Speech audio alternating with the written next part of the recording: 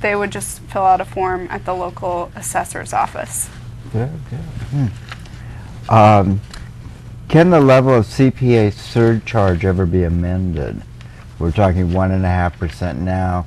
Can all of a sudden next year it jump to 3%, or what's the process on that? No, it cannot automatically jump. It's set at the 1.5%. And in order for it to change, it would have to be voted on, have to be brought up to the same process and voted on it again, voted on by the town again to change that. But it could be, if people liked what it was doing and wanted to put a little more money into it, we certainly could revisit that and move that up. But right now, we're very comfortable with the 1.5%, the money that it's going to bring in, the assessments theoretically for this year, and the state match is going to give us a little over $100,000 to have to do some projects. So. Huh. Who determines how the funds raised through CPA will be spent? How is that determined? How you'll spend the money? Yeah, by law, a community preservation committee must be established once CPA is adopted, or even before CPA is adopted. The bylaw that sets up that committee can be put forth to town meeting, and should CPA pass, then it would take effect. And it needs to be a group of between 5 and 9 members. You know, in a community like Plympton, you know, between 5 and 9 would be, you know, it's a small community, so you might not need all 9 members, but 5 positions are required. So you have to have your representative from the planning board, from the conservation commission, from the parks committee, whatever entity in town, you know, resides over parks, the historic commission, and one more. What am I missing? Planning, conservation, housing. Thank you. The one we don't have. From our camera woman, housing authority, or if there's not someone in that specific role, then someone who kind of serves that function in town. And then the other 4 members can be at large. They can be appointed or elected. It just depends on what will work best for your community. So do you want to talk a little bit about what Plympton has in mind for the formation of that committee, or has that really been figured out yet? That hasn't been figured.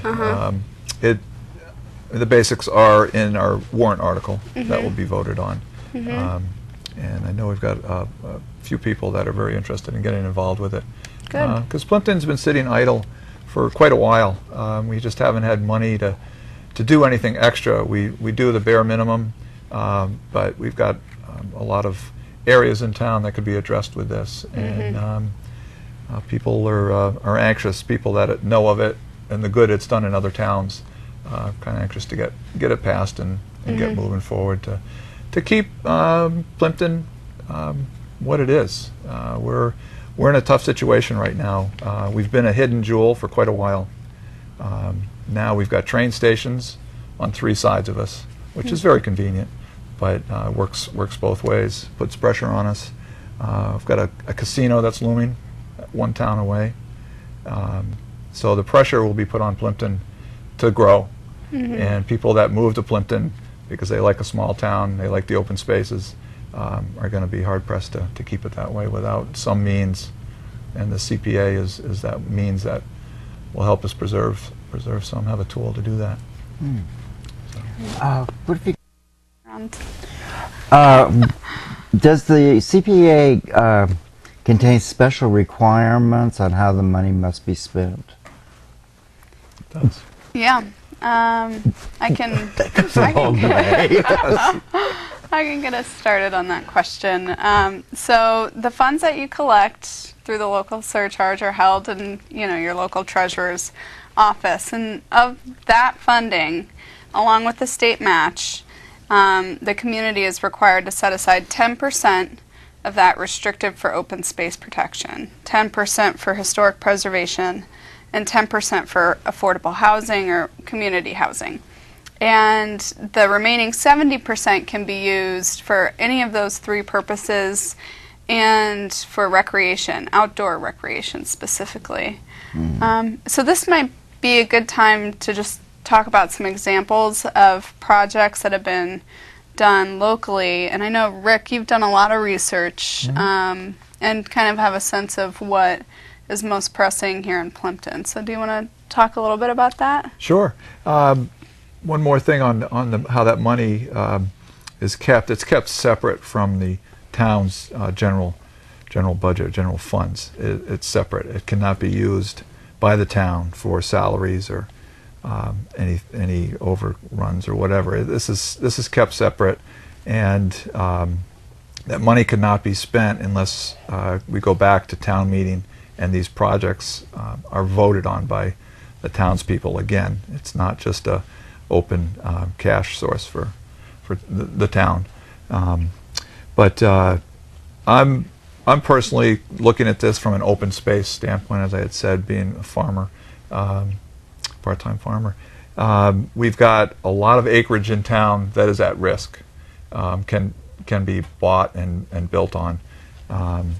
And there is nothing cheaper for a town than open space. You don't have to provide police and fire protection, school system to support that open space. We've got some of the most beautiful sunrises and sunsets in Plympton, and I've had the opportunity to see those out when I'm out working in the fields. And some of those vistas are very important to protect. Our historic resources, Plympton again has a lot of those. One such category, let's call it, would be our historic mill sites. We have 19 historic mill sites in Plympton. Not much left of those. They are recorded, but a lot of those are right within throwing distance of the Dennett School. Would be great for the kids to learn what was made right there, right off the school grounds. Simple little projects that would enhance their education about Plympton and how things were made years ago.